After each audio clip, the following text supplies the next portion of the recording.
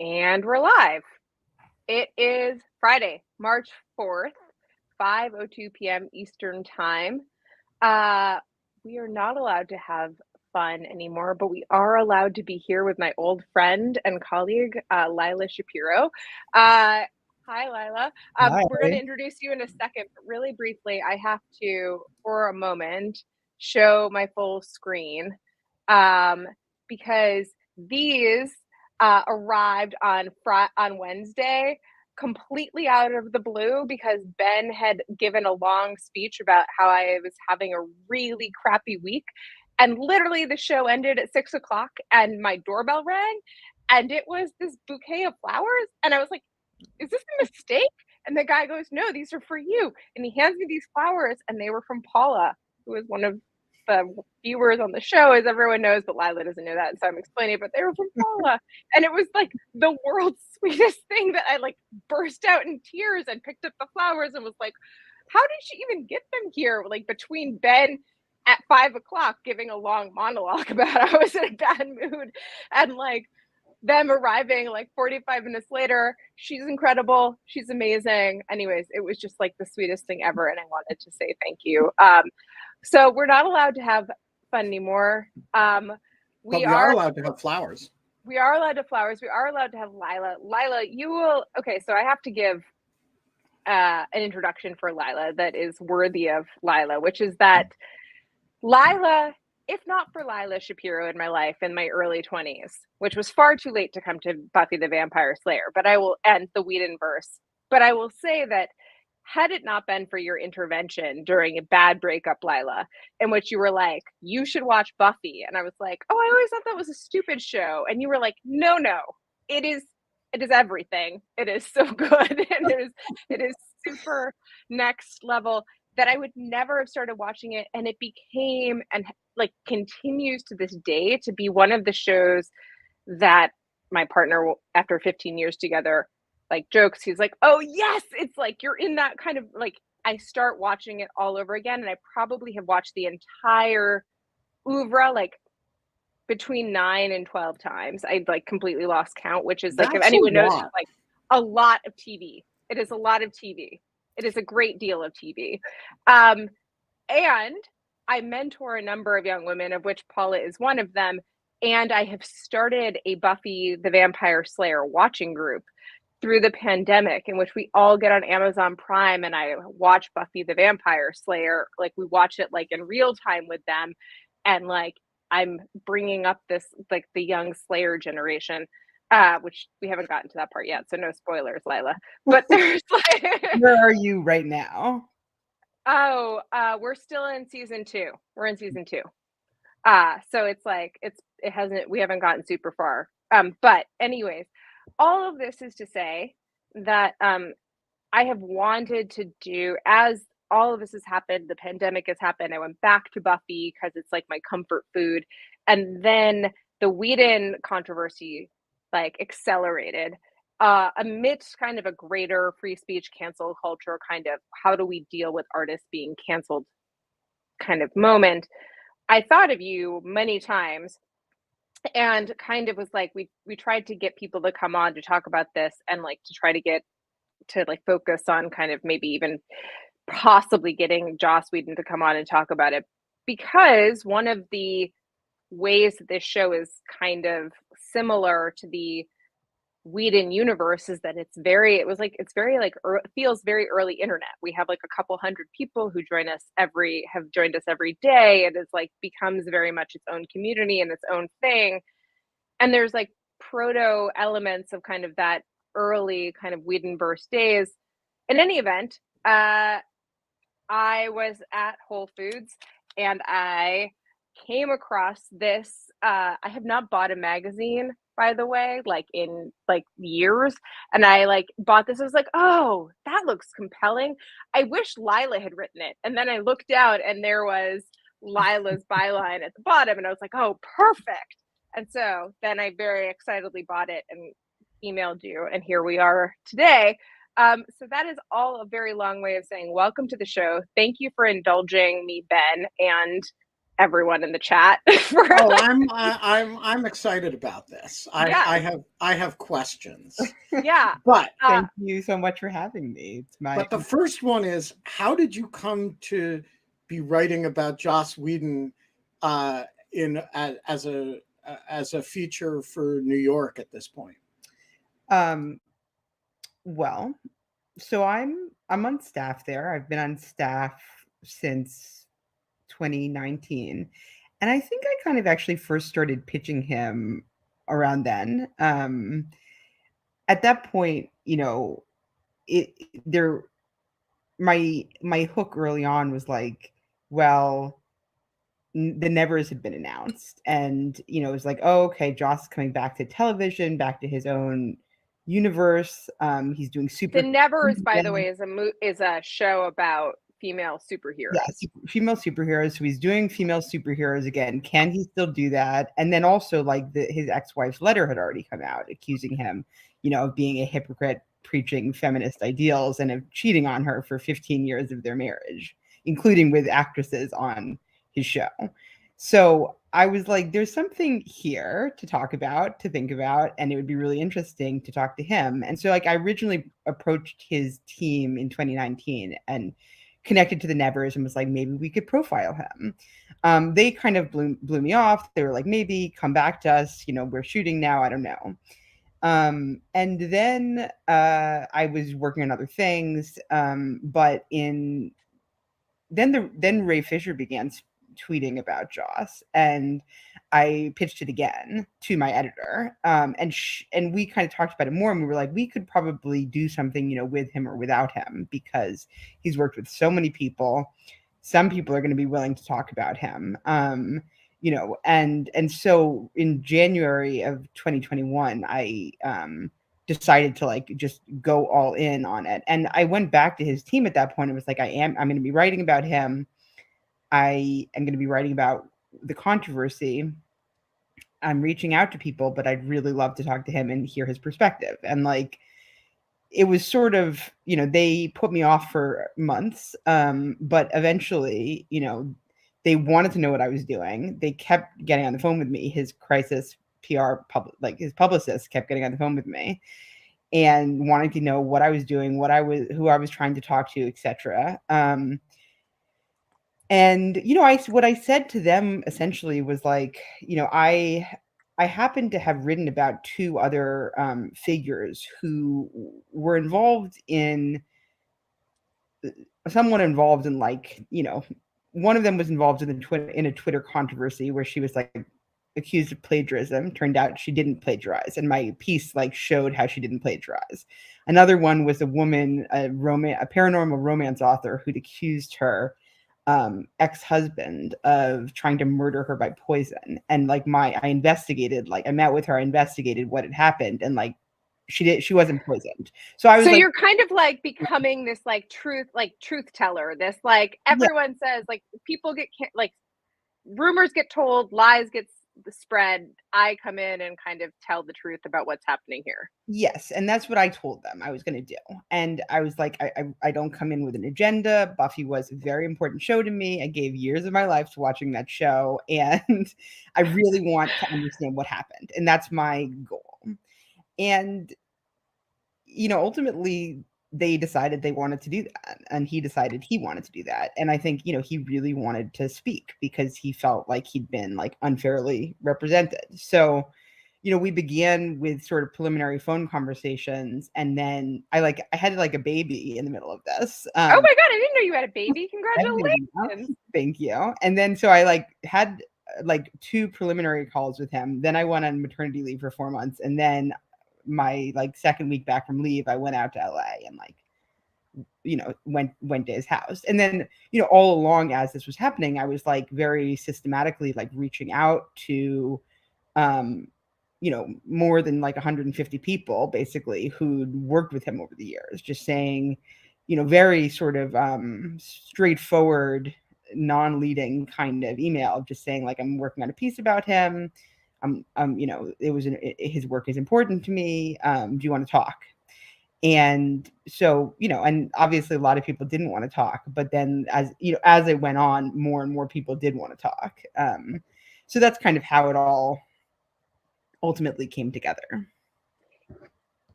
So I think that one of my questions is, I have now read this piece, which I will say that, like, you do like the scene setting so well. I really think that you do a tremendous summary of all of kind of the accusations that have been leveraged against them, and they're, I don't know, you don't do them in a sensational way. Like, they're very, in my mind, like, even. I still don't know what you think of him and how and like whether, and I think that that's like a little bit on purpose, but I actually like profiles like that kind of do not resolve. I know that I thought that the very controversial New Yorker profile on oh my god, Succession guy, Jeremy Strong, was like very, very neutral. Like, was like very neutral. And people were like, this is a hit piece, and I was like, oh, meh. And I think that this is kind of similar. And I think that, like, there are a number of moments in which you juxtapose his own writing and moments in his own work against things that he's telling you in person. And I thought that you did this wonderfully. There was one specific kind of moment. I'm gonna try to find it because they split it between pages, but they in which you say that he's essentially he's sitting. Oh, this was it. It was like, now the internet has recast Snyder as a progressive hero while branding Whedon, its progressive hero of yesterday, as a villain and bigot.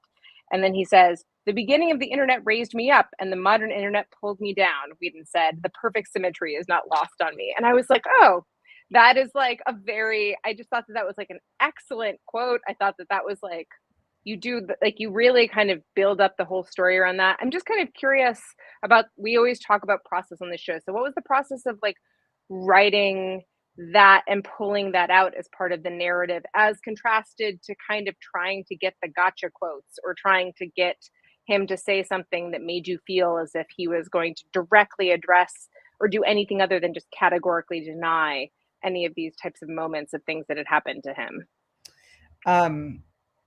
Well, just to sort of go in order through what you were saying, I mean, like, it was definitely my intention not to judge, like, I mean, I certainly had my feelings about it as I was speaking with him, as I was speaking to people, who felt they'd been hurt by him.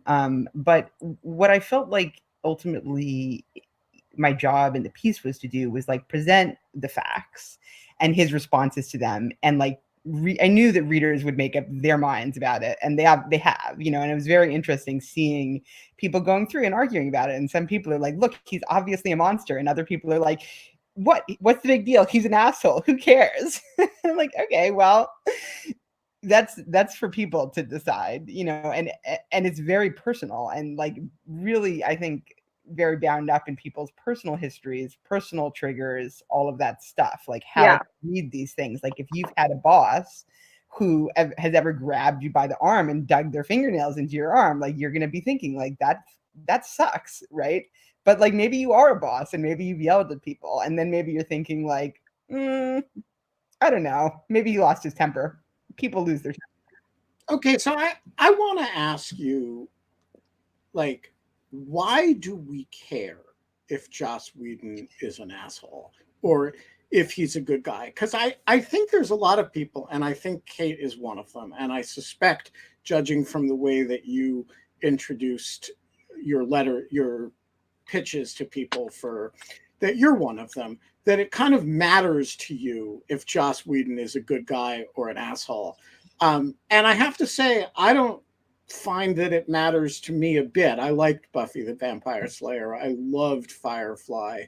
And I actually thought Dollhouse was pretty wonderful too. It was good for a while. It goes off the deep end. And it goes off, yeah. But it's an amazing concept. Yeah.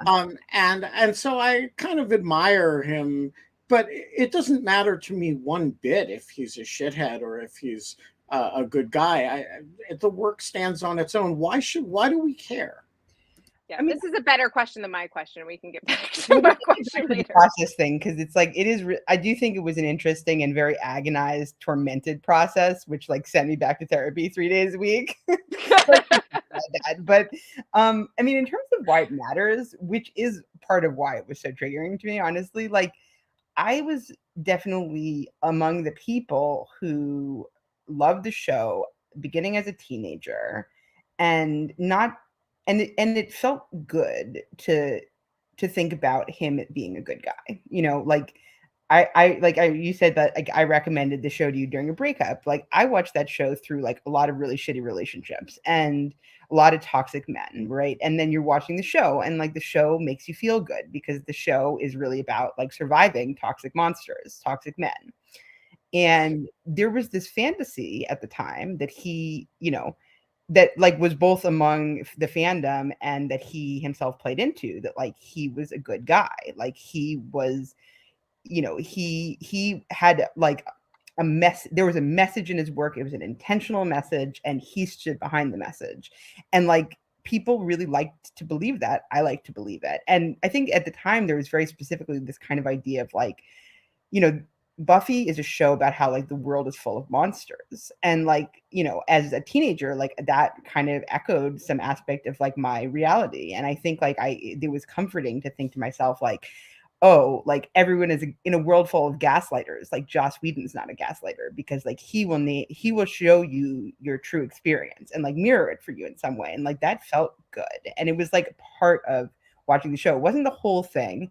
And it's not like I had, you know, I mean, take like Hitchcock, for instance, it doesn't matter because Hitchcock is making like there's no contradiction for a Hitchcock. There's no hypocrisy, right? There's no hypocrisy, but like he was I mean, I do feel that he was hypocritical ultimately. And I think that if he could have just admitted it in our conversation, like it would have been a really different kind of conversation because a lot of people are hypocritical and it's not that big a deal ultimately. But to just say like, yeah, I was, you know, would have been so different than what he really said, what he actually said to me, which was like, I am good. I am, you know, and we actually talked I mean, I didn't end up including that much about the hypocrisy thing, but we did talk about that a fair amount. And like, you know, he's like, that's bullshit. Like, I'm not a hypocrite. Like, I really did mean these things. And he wasn't really able to acknowledge like the contradiction in his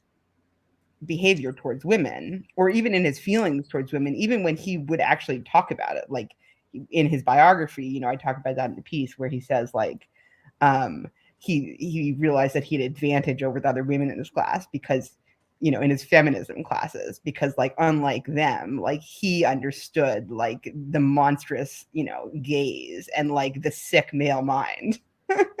And I'm like, to me, I'm like, and I actually said this to him at one point. I was like, so when I hear you say that, it sounds to me like you're saying that you love strong women and you hate them at the same time. Of course, he's like, no, that's not true. That's not what I'm saying at all. So, you know, I mean, but in terms of like, why does it matter? It's like, yeah, that's why it mattered. Like, it mattered to like the 19-year-old me who had that fantasy about him, all those other people who did too. Well, like, let me complicate that for like 1 second, which is that like the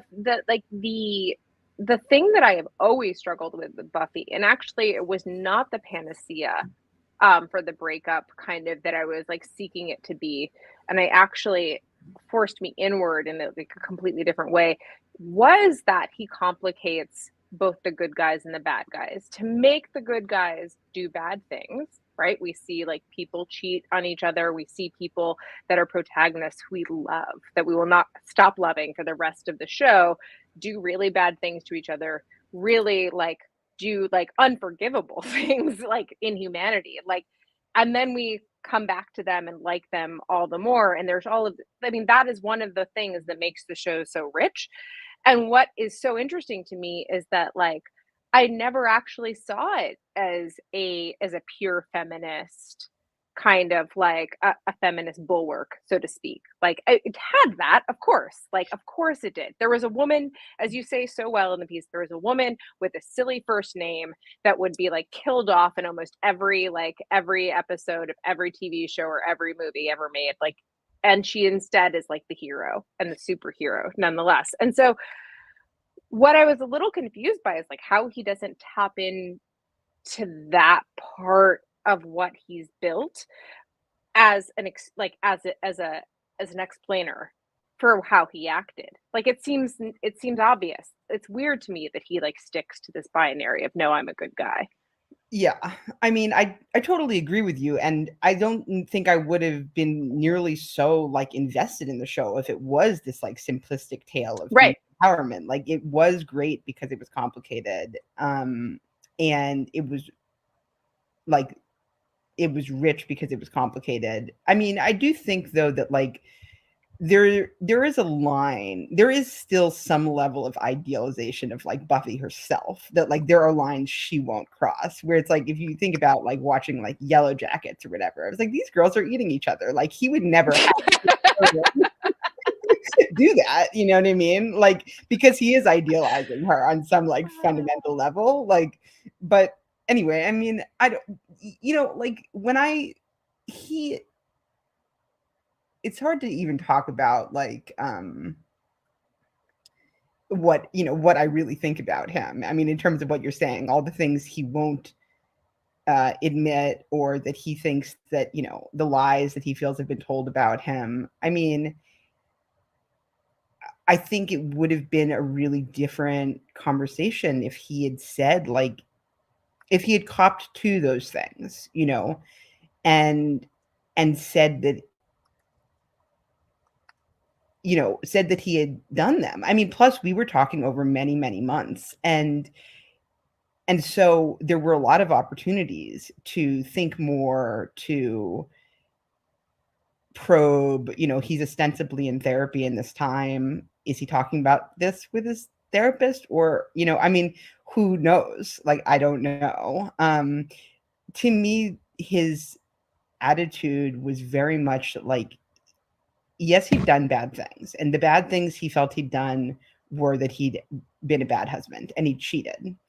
And you know, and for that his answer was like, well, now I'm in sex therapy, I'm in, you know, therapy for my sex addiction, my sex and love. And he has a diagnosis.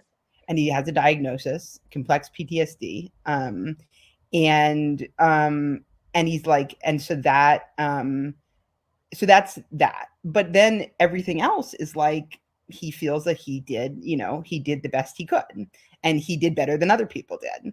And he's, you know, ultimately really not willing to talk about, you know, being a bad boss, or being a bad boss, or like, you know, yeah, being a bad boss, sleeping with his employees. I mean, we did talk about that. That was something that he was ultimately like, did, you know, I mean, I had tried several times in different ways to kind of talk about that with him. But, you know, I think there was a feeling of like trust building up. I do think he felt that I was ultimately writing something that was going to redeem him, you know. him. Yeah, like, I mean, I knew that that's why he wanted to do it. It was very like plain, like That's always why people engage with an interview. That's I mean, yeah. no offense to you, but like he's not engaging with it because you think you're going to write a hit piece. He thinks it's because he can rate you out. Yeah, right. Like, I mean, that's why most people, including bad people, do not think of themselves as bad people, and they think that if they can explain, you will understand. Yeah. And the problem is that, and look, there's a professional discipline issue here. There is no, other than member of Congress or the Senate, there is no position in the world that selects for narcissism more than being a director. And when you're a director who's also a writer, president, a politician. Although I actually think president in some ways is less, because executive action is very kinetic and it involves actually doing things, and it can be quite humbling. Whereas, you know, somebody who gives speeches for a living and has a staff who's designed to make them look good and nothing else, that is a breeds a kind of narcissism. But directors are, particularly somebody who's as polyglot talented as he is. He writes the music for these shows. He's a genuinely broadly, diversely, weirdly talented person, and that contributes, I'm sure, to a certain narcissistic egomania. And it doesn't seem to me it seems like, to use your example of politicians or presidents, seems very Clinton-esque, actually, for him to be capable of holding in his head the idea that he's really good for women. And by the way, really bad to women. I really want that one. And that not to cause him any cognitive dissonance at all. And That's an interesting observation. I love that. And it actually seems to me, I'll go a step further, like a genuinely good guy who's really interested in female empowerment doesn't need to make a fantasy movie about it, right? It's only somebody who's a little bit wired with the vampire side and who has a kind of predatory streak, who actually, that's a fantasy that is, a lot of it is kind of from the point of view of the vampires. And it doesn't surprise me that he's a creep at all. I mean, I totally agree with your read. And I was thinking about Clinton, actually, like, because I watched Impeachment while I was writing it, and there's this like great scene where Clive Owens just starts ranting about like naming all the women in his administration and ranting like, no one has done more for women than I have, and I was like, oh yeah. But yeah, I mean, now in retrospect, like, having spent time with him, having thought about it in this way, I don't feel surprised. Like, and it very much like all makes sense. Like, I don't see a contradiction between him and his work at all. Like, and I think something that really rubs me the wrong way is people who are like saying now, like, oh, the work that was great because there were so many wonderful women on it, or like Sarah Michelle Gellar made that work great. And it's like, okay, no, like, he made the work great, and like everyone I talked to, regardless of how they felt about him, affirmed that fact. You know what I mean? Like, nobody who worked on any of his shows like had issue with the idea that like he was the brain behind them. He was, it's his psyche in all of his work that we're watching, like, projected on the screen. Almost all the plot points of every show are his, and almost all the dialogue is too, because he rewrites everything. So it's like, and I don't. He kind of comes across as a very much a control freak. Yeah, like all of the. Yeah, I mean, yes. Besides in like the reports of how he like grabs people and digs his fingernails in, like also just in like the writer's fingernail digging is, who among us hasn't? I mean. That was a joke. I was trying to see if I could get you to snarf the thing you were drinking. I had this like wild conversation with his crisis publicists. Like, I mean, everything really.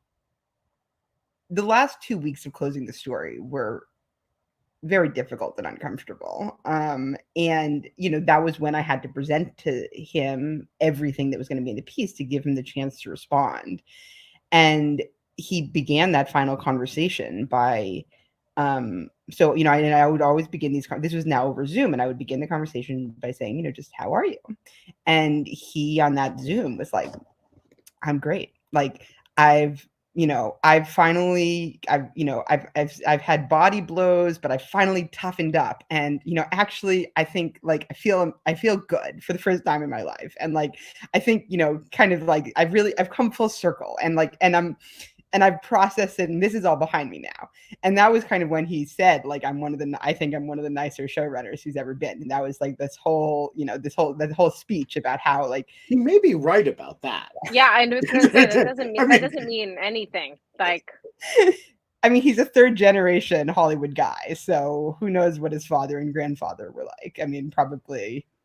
Yeah, I mean, I do think, these are positions that select for abusiveness, that value like antisocial behavior that the rest of the world. And I work in DC. We always call DC as, Hollywood for ugly people. And there's a lot in common between DC culture and LA culture. And particularly the culture of predatory men. It's, it just, they have a lot in common. Their things are similarly organized. I mean, I mentioned a congressional office. A congressional office is, there are 400 cults of personality around charismatic men, and in small numbers, charismatic egomaniacal women. These are so much like a Hollywood set that it's actually hard to explain how similar it is. It's just exactly the same culture, down to the culture of celebrity and popularity, just oriented around a different thing. And I'm not like, who is the showrunner who is like good to everybody, who doesn't yell, whose fingernails are trimmed? And I'm not saying it's okay. I'm saying it's a rotten culture rather than a rotten individual, whose fingernails are trimmed down to the level that, he couldn't grab somebody's arm and or maybe he just doesn't have like an impulse to physically, a rage that inspires them to physically. Exactly. Who is this magical creature? Yeah, I mean, I guess the thing is that, like, that came up all the time in conversations that I had, when I was reporting the piece, because people would get uncomfortable. Like, why are you writing about him when actually, like, there's so many other bad showrunners too? And I guess to me, the answer to that, I think, is what we were talking about earlier, which is just like, well, he was an example then, and now so that's why he's an example now. Like, if he hadn't been put on this pedestal as like good guy feminist hero, none of this would be happening about him, particularly since many of the allegations, are fairly like subtle on the scale of such things. He has. I think they're hugely subtle. Like, we'll get into that in a second, but I mean, there are many of them, and they seem consistent, but they are not as, like, they're not Harvey Weinstein type allegations. No, at least as of yet, Yeah. And I mean, this also informed my process, but like, I heard things off the record that I couldn't put in the piece that were much worse than anything that's out there. And I wouldn't be surprised if those things eventually come out. But it definitely informed how I was thinking about it too, because, it's just like, there is maybe a version of the world in which I'd have gone in and met with him and, been like, he seems compelling. Okay. I don't know. It's a little hard to know, because by the time I was actually in his house, I had already heard these things. So that wasn't like, didn't seem possible in my mind at that point. But, when I first was pursuing the story, I was like, maybe, I don't know. Like, I don't know what to make of these allegations so far. I don't know what to make of, Ray Fisher and Charisma Carpenter necessarily. But, like, as you talk to more people who kind of all paint a similar picture, like, it ultimately is like, okay, maybe I heard from people that like Charisma was a bully on set. Okay, but it doesn't actually matter, because what she's describing is very consistent with other things people have described, down to like calling her fat when she was pregnant, which, he clearly did multiple other times. So go ahead, Kay.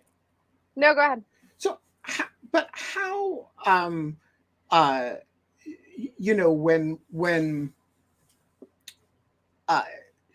Sorry, I just completely lost my train of thought. Oh, it's so fine. I'm going to regain it while Kate's asking her question. My question is to go back to what you said about Hitchcock. What we could go back to, like, any number of people who are creators in history, and we have now gotten more like full pictures on who they were as individuals and who they were as artists and producers. I mean, anyone from like literally fucking like Hemingway to Shakespeare. I mean, like the list could go on infinitely. And the fact that there has still not been, at least to my mind, this reckoning or this kind of decision about what we're supposed to do with artists who create art that we like, but who are people that we hate. And when, and the delta between the discovery, right? And so or how bad it really is. So like all of those things, like, and I don't know how to fit any of those things. Like John, my partner, like says, like, if you could know that to have the music of Michael Jackson, you would have to sacrifice like a number of like little boys to do it. Of course you wouldn't do it. Right. But the fact that this horrible thing happened and that there is like this terror, like, does that mean that we just like discount all of Michael Jackson's oeuvre ever? I mean, that's actually a reasonable thing to do, like in light of the horrendous things that he like purportedly did.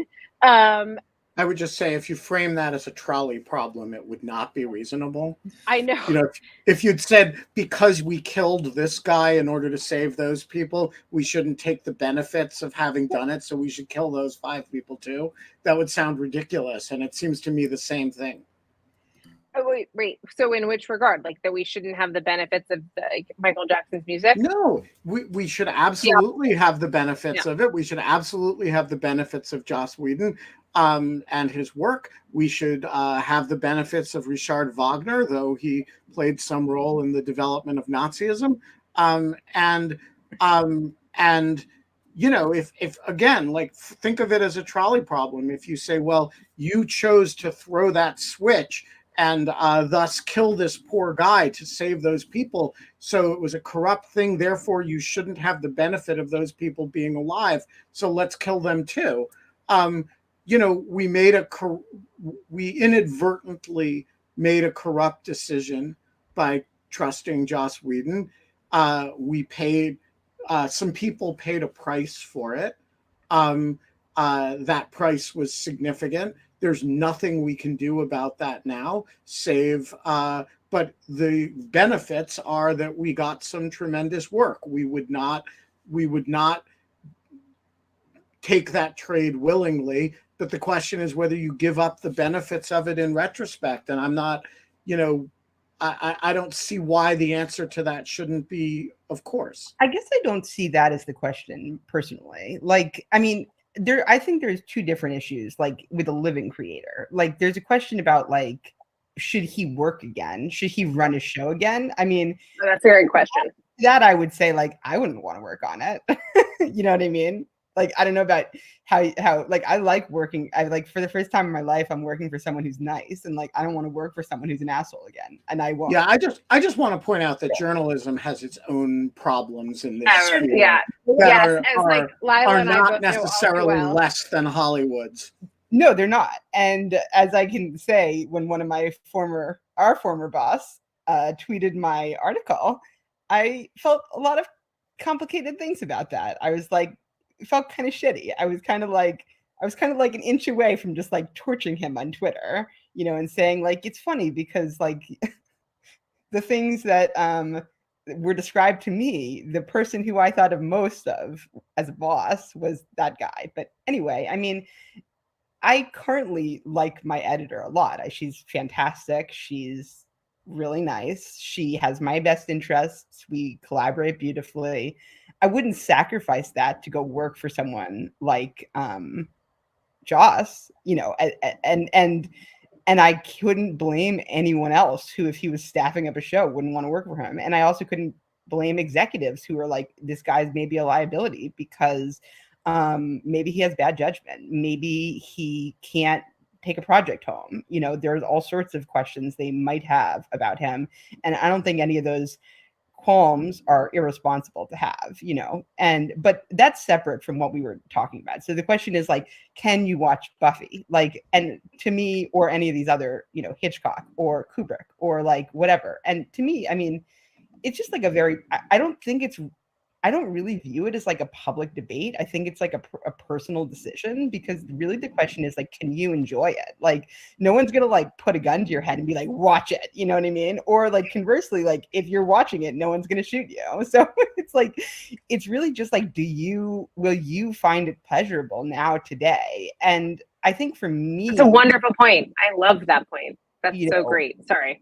yeah, I mean, that's why we consume art, you know, anyway, is because it's like pleasurable to us or like enriching in some way. And like, so it's like, I But mean, there's also, you're touching on an idea of like, to quote a legal scholar, but like the idea of like intellectual privacy. So like the idea that you shouldn't be kind of like condemned for the things that you read or consume in the privacy of your own home, whether they be pornography or communism, like that those are not things that are like you should be run out in the rails for. And I think that that's kind of what you're talking about in a way. yeah, and like, and even if people still want to participate in these communities around this, like, you know, actually I know that like Buffering the Vampire Slayer or whatever, they're having like a Buffy prom, you know, next month. And it's like, you know, I think like that's nice. Like if they still like to connect through that and they still want to like come together and watch a show, like I don't think anything is wrong with that.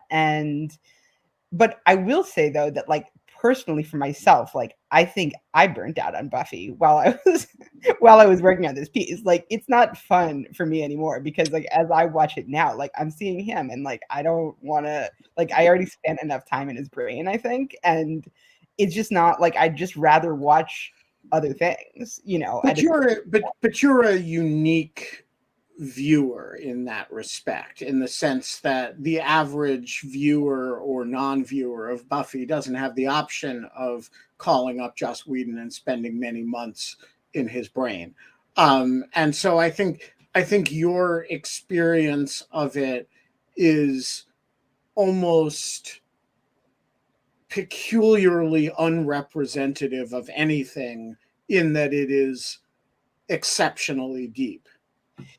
I think that's true. Like, I mean, now at this point, it's like it's a personal memory I have. It was an actual encounter that went on, you know, occupied a lot of psychic space. And I mean, this is my experience of the firing of Jim Comey and the attempt to shut down the Russia investigation. Nobody should interpret it through the lens of my experience with it, yeah, right? It's just this serendipitous thing that happened that gives me insight into it, you know, whatever. But it's so peculiar to me that nobody should draw any conclusions based on it. right. But I also think that like people now have read the article, which was the product of my being inside his brain for this period of time. And it's changed my mind.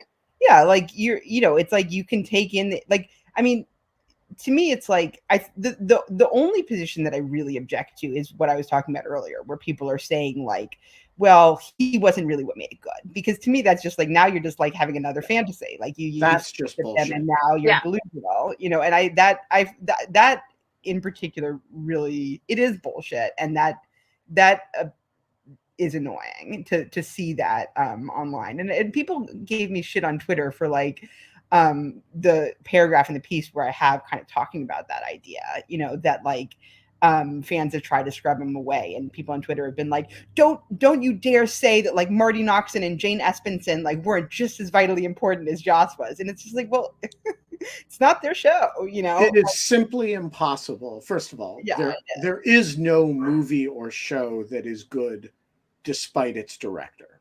Totally. That like, it's just not how these things work. And they were huge, but they were not the but-for cause of this. No, but also, you know, this show was, and all of his shows, I think, were unique products of his peculiar mind. Yeah, and like someone rising as a writer or as an actor on that show is only able to do that in as much as they are the perfect conduit for his vision. So it's like, to be a writer on that show, you had to like write Jossie, and people who could do it, who could channel his voice, rose. And if you couldn't channel his voice, you got fired. And like, there's nothing really wrong with that, I don't think, because the point is like that is one of the things that makes it a good show, because it has a really consistent voice and perspective. And that comes from that like control that he exerted over it. So anyway, though, like, I mean, to the broader point, it's like, I certainly still watch. I mean, I wrote like this piece like 2 years ago about how I like watched Eyes Wide Shut 100 times. Like, I don't think Kubrick is like he wasn't like a nice man, obviously, so it's like, I don't really have a problem with like artists not being good people. Like, I think probably a lot of artists like are not good people, and like probably most of them are narcissists, or at least like many of them are narcissists, and probably many of them mistreat the people in their lives in varying ways. And I think that that's like part of the human condition, and like, I don't know. So it's like, I don't feel like, but I don't think that my feeling about Buffy now is exclusively a result of spending time with him. I do think that actually part of it was like, I already had kind of pulled away from my rewatches of his work. And I think that was a little bit about just like getting older, like being in a different phase of my life, like not feeling the kind of like angsty feeling that I was so sort of in when I was obsessed with that show so much. I mean, there were still moments where I'd put it on, but it wasn't like what I had. I mean, I think I did spend like maybe, 6 or 7 years just watching it constantly. And like, I think that was just like, I was already done with that by the time I set out to work on that. I will say that, so Paula is about to come on, who I previously mentioned, who sent me the flowers, who is wonderful and in the Buffy group. And so her watching it and reacting to it has like completely, and watching her react to it has completely changed. She's 20, 21, 22. And she'll tell you in a second, but it has completely changed kind of like how I view this in kind of a modern era. But Paula, hi, you're a green rectangle, but we can hear you. Yeah, just the one question or both? Or both, or like, yeah, you can respond to what I was saying about how we've been watching this and like your observations and just like the first 2 seasons. Yeah, so one of my first observations is like everything is like super, super sexualized, and it's like but it's not just in the explicitly sexual parts of it. It's like in every single like subtlety, and like all of the villains are like, it's a lot of violence against all the female characters. And that's what I just continuously noticed. And of course, like the whole vampire thing kind of has that subtlety already, but it seems like there's just a lot loaded in, and a lot of it like kind of gives off like rapey vibes, like in the show, like the way like the male characters act. And to Ben's point, I was wondering if like there is almost like some weird like overcompensation, like when you have to continuously say I'm a feminist, like at what point is it kind of going in the opposite behavior? Because I had a personal experience where a guy was like, I'm such a super feminist, and he was like, you have different obstacles than me, which is true, but then continued to say, you will never achieve as much as I can because of it. And I was like, well, that seems excessive. And it was almost like a weird overcompensation. And I was kind of wondering, what do you think of that? Well, that show is a huge overcompensation. Yeah. The whole thing is a giant exercise in overcompensation. Absolutely. What does it mean when a vision of a feminist is, it's like, oh, it's a feminist show because the woman can really take a punch, or because she's the fastest when she puts back down. It's like that whole, when you think about it from that perspective, it's like, yeah, like it's not, there's a very intense like male gaze to the show and to all of his work, and it's always captured in his representatives on screen, like Xander in the case of Buffy. Feels like the equivalent of white savior culture, but for like male savior culture of women. Like, I am making a women superhero, and so you should be so happy that I'm making a woman superhero with my male power. Like, it's just kind of like this real like, I don't know, it's just really complex. Like, The thing is that like the world was happy, you know, it's like that's why he was honored at a night literally called like honoring men on the front lines like of feminism. You know, there was an evening dedicated to that and he was honored, you know, so it's like, but yeah, like I think that from today's perspective, and I talked about this with him actually, like I told him like, you know, at the beginning when I was first watching Buffy, I did see it. I like the emphasis in my mind then was about how she always gets back up, you know, and she always saves the day. And now when I watch it, I see her being pushed down, you know, and every time she's punched and every time she's dragged down again or murdered again or whatever, you know. So and his response to that was to talk about this idea of the incoherent text, you know, and the women's picture that like his mentor at Wesleyan, Janine Bassinger, had written a book about, you know. So it's like he's like, you know, both things are true. So that's his spin on this idea, and I think he would say that like two things, like his idea about an incoherent text is like two things can be true at the same time, but that doesn't make it hypocritical. It makes it interesting. Now, I think like today, like that's kind of an old-fashioned way of thinking about it, you know. I believe that, actually. I think life is complicated, and if you're representing something, you know, I think Mishima, before he cut his belly open, said that the goal wasn't to live free of contradictions. It was to be comfortable with your contradictions. And I actually subscribe to that. I think it's perfectly fine for Joss Whedon to have, you know, for it to be complicated and interesting. It's not perfectly fine for him to behave the way he behaved. That's, you know, I don't begrudge the messaging. I don't think the goal of these productions should be to say what people want to hear message wise. But, you know, there's the whole being an asshole thing, which is just a different being an abusive human being, which isn't about the contents of your show. It's just about how you treat people. yeah. Mateo, you have a great question. Go for it. And are you a Buffy person? I've never seen an episode, but I read the article and I thought it was really good and really interesting, and maybe I'll watch it.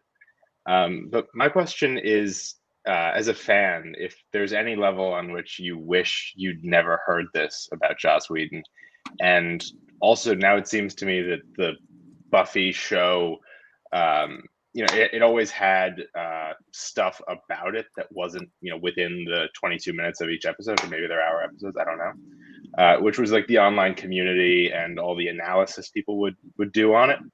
And the stuff that's come out about Joss Whedon is now obviously a part of the meta show.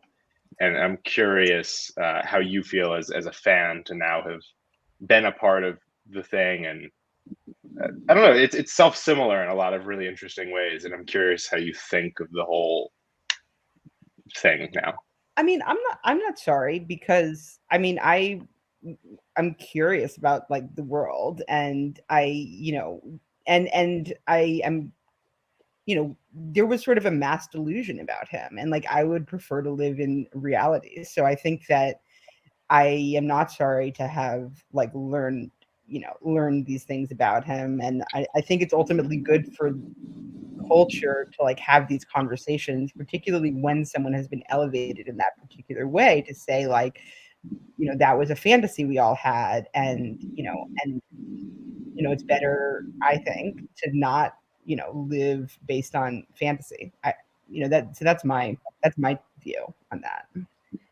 I mean, I remember my dad reading kind of like Robert Frost to me when I was very young, and that being a huge part of like my growing up was having me memorize Robert Frost poems, and we would have these conversations about them and all of this stuff.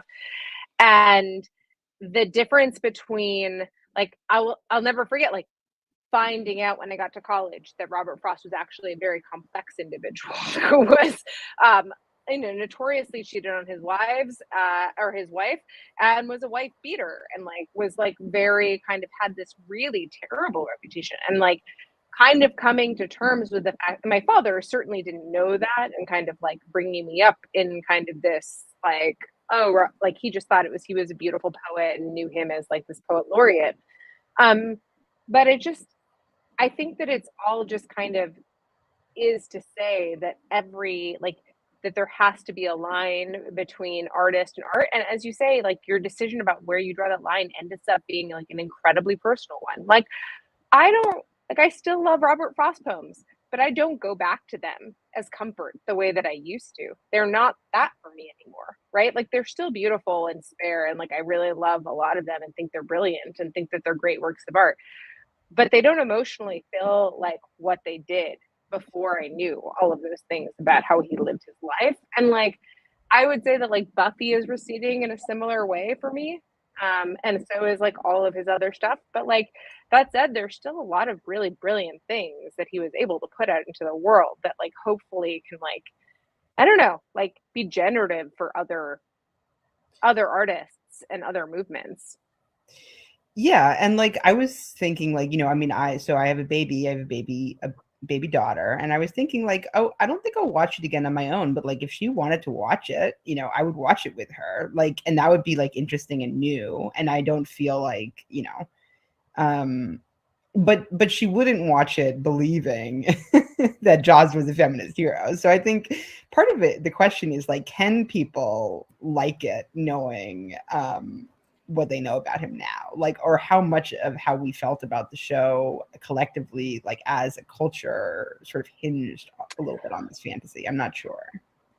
Yeah, like watching it with Paula changes my mind. I still think it's very good and the writing sharp, and there are fundamental kinds of things that it like, even though like it's a little bit, I don't know, there are parts of it that like seem to me, Paula calls them a little bit rapey, but I'm kind of like, this is maybe just like a dynamic. Like I don't know, like it's hard also to tell, like that's another huge part of the show that's like very difficult, is like to tell like how much of it is like an anti-feminist like sexual dynamic, and how much is like kind of just like I don't know. As what did you say before, Ben, about how he was like basically like you felt like he was clearly playing out like his own kind of dominance and like his own like sexual like stuff in the show? I feel like that's very true. I mean, I don't even think that's subtle, right? Like, yeah, why do you? This isn't Proust, where you can delve for, years in the complexity of what this is really about and what they're talking about, right? This is guys who, or sometimes women, who want to sink their fangs into people's necks, and people who need to respond to that to protect their lives by driving wood into their hearts. And there are, for added fun, there's some martial arts, which none of the people in question are physically in a position to do. And there's repartee. That is the whole show, actually. And it's very, you really are like reductionist. I feel like that's reductive. It's super well written. It's very witty. The repartee is great. I love it. I think, and look, it starts out, it's something different than you've ever seen before. In that first encounter between her and the principal of the school, in which he talks about her having burned down the gym and at her previous school, and she says, yeah, but it was full of vampires. I mean, asbestos. And that like there's nothing ever been written like that before. But it's not subtle what it's about. It's about men who want to consume women, and women who who defend themselves. I don't know. Like two of the worst vampires are women. I don't know. There's like, we could get into this, but like they're Ghislaine Maxwell. I mean, oh God. I think like actually what has kind of fucked me up about it now, like revisiting this today, is thinking about how when I was first watching it, like I think what I was drawn to were those dynamics, and not just in the show, but in my life. And the show echoed those things and maybe even made them feel okay or normal. Like there was some moment where I was working on this piece where I was like, was I groomed by Joss Whedon? You know, like there's some way that it normalizes these kinds of dynamics and like, you know, and mirrors them and shows you that they're normal and real and maybe feel really good and maybe feel bad, but maybe feel good again. You know, it's like it sucks you into this way of thinking. And I think when I look back on it, like that's one of the things that does make me actually feel uncomfortable. Like, or that's one of the things I mean, like literally in the middle of working on this, I was like, I need to be in therapy immediately. And we spent like the first 3 months of my like new therapy almost exclusively talking about Joss Whedon and like my reactions to him, my responses, what it was like sitting in a room with him, what it was like dealing with him, how much I was identifying with his ex-girlfriends, you know, just like all of this stuff like was really coming up for me. And that's also part of the reason why it's like I've moved away a little bit, just because like it's not feeding me in the same way it really was when I was like 19. Well, we have to like wrap, but I just want to say that that is like a wonderfully thoughtful kind of way to go out on it. And like, I just want to say that like none of us get to know this about the culture that we consume. We don't ever have the full picture of the culture that we consume in the moment. And it can, and I would say that like 19-year-old you might still select to like have the comfort that like that show gave you and like choose to kind of revise your history of it from this. I mean, like at least I would say that like at least you are interested in like interesting people and like kind of interesting stories and like how they develop, and like you're not going to be statically like kind of like stuck on Whedon and defending him in some type of way because you think it's inherent to the art to like defend the artist. And I think that that's actually like, I don't know, it's how like kind of the cultural lens shifts and we kind of move forward and kind of hopefully get better art. And you know, but I do think that people are always going to be assholes, and there's always going to be these types of like, I think there's going to be more and more of these types of like stories of people being terrible to work for and like kind of all of these types of things. Because as Ben says, like I think this is just inherent in the industry of like the hierarchy of both like politics and of Hollywood. Like I just think it's inherent. Like you just By the can't way, have, yeah. I don't think it's inherent. You don't? I don't think. I mean, I think that the tension that leads to it is inherent. The high, you know, but I don't believe it's necessary in journalism. I've worked in journalism for 30 years now. No, it's not. Yeah. And I believe that abusiveness is not necessary. And I don't believe it is inherent in Hollywood, though I don't know that community as well. I think Hollywood is both of the, you know, communities that are obsessed with individuality and with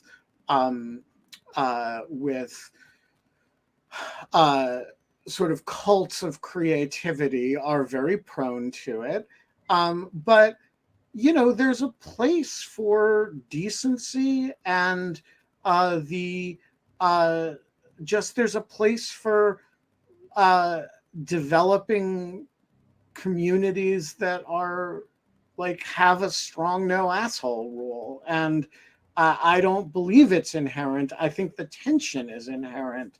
And, you know, and if you start with what Lila said at the beginning, which is that she's for the first time in her life working in an environment in which she really loves her boss, you know, that's not like inherently, if you think of it as an inherent problem, you would eliminate that possibility.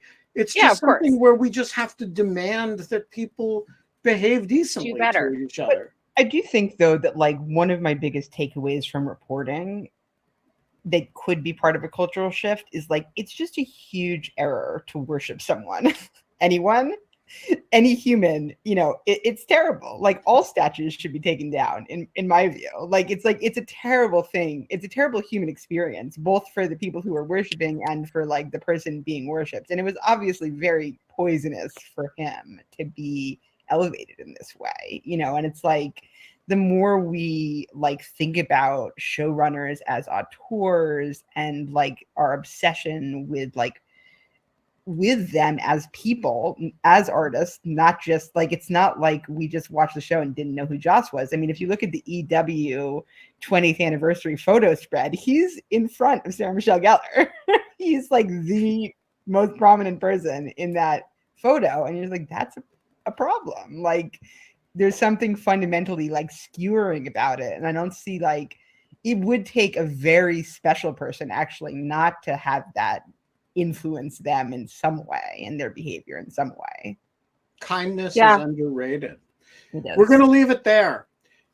Lila Shapiro, you're a great American, and it's a pleasure to Ben meet says you. that to everyone. Don't except not if you're the non-Americans or German or yeah, Estonian. I just made an assumption that you were American, but it's a pleasure to meet you. Super interesting article and subject. We will be back on Monday. I won't, but Kate and the estimable Scott Shapiro, who has been on a roll on Twitter, will be. He will be back from Lisbon, I think. And who's the guest going to be, KK? Nate Lubin, who just published a great piece in the Atlantic about Facebook and the new ways that it is threatening democracy, and so that will be on Monday at 5:00. Precisely a bunch of hours and 58 minutes from now.